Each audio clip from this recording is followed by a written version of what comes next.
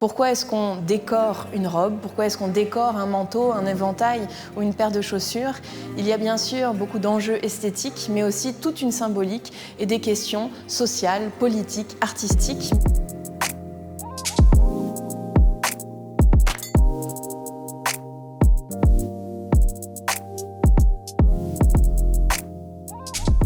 Et nous sommes ici dans l'exposition Tisser, broder, sublimer, consacrée au savoir-faire de la mode. Ce qui nous intéresse, c'est de comprendre comment la mode est avant tout une œuvre collective. Une invitation donc à aller voir derrière l'étiquette, derrière la griffe des créateurs et des couturiers, pour réussir à nommer à la fois les techniques, à la fois les métiers, et quand nous les connaissons, les femmes et les hommes qui ont permis à cette histoire de la mode, ici depuis Paris, de rayonner et de proposer certaines des créations les plus fabuleuses. Le tissage est peut-être la technique la plus ancienne, celle qui, depuis des millénaires, permet de créer du décor par l'entrecroisement des fils. La broderie est assez connue, bien sûr, mais autour de la broderie, il y a d'autres techniques, soit que l'on se rajoute du fil, des perles, des paillettes, mais on peut aussi travailler en volume, en 3 dimensions. Et le dernier terme de notre titre, sublimer, est en réalité un jeu de mots sur une technique bien particulière qui est l'impression par sublimation. Nous avons choisi de nous concentrer sur le motif de la fleur.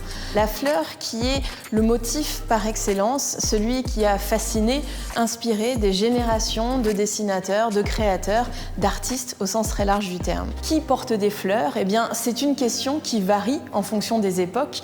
Vous allez peut-être découvrir avec surprise qu'au XVIIIe siècle, les parures fleuries étaient tout autant le propre de la mode masculine.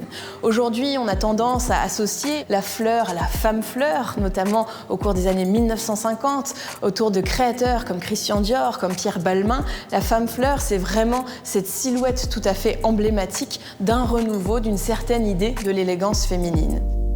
Broderie et botanique, illustration textile et savoir-faire féminin se retrouvent autour de la fleur et nous permettent de comprendre comment, là encore, génération après génération, des créatrices ont contribué de manière tout à fait exemplaire et remarquable à toutes ces formes qui font l'histoire de la mode. Cette photographie, elle me touche beaucoup parce qu'elle est consacrée non pas à une créatrice de mode, non pas à une mannequin, non pas à une actrice ou une autre socialite, elle est consacrée à une artiste qui a un rôle tout à fait déterminant dans la création de mode des 2-3 décennies même de l'après-guerre.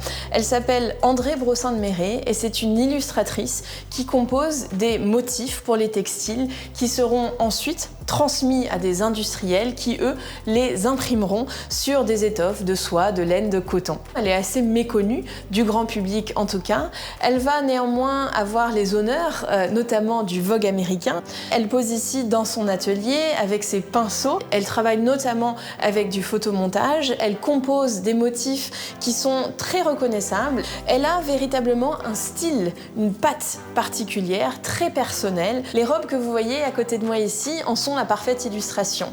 Nous avons 2 robes créées par Christian Dior de son vivant qui mettent en scène des roses traitées dans un aplat très particulier grâce, là encore, à cette technique du photomontage qui est ensuite recolorisée, et une robe dans un motif un peu plus patchwork d'Yves Saint Laurent. Jusqu'en 1969, cette femme est réellement un nom qui rayonne pleinement dans cette scène de mode parisienne et que tous les couturiers s'arrachent.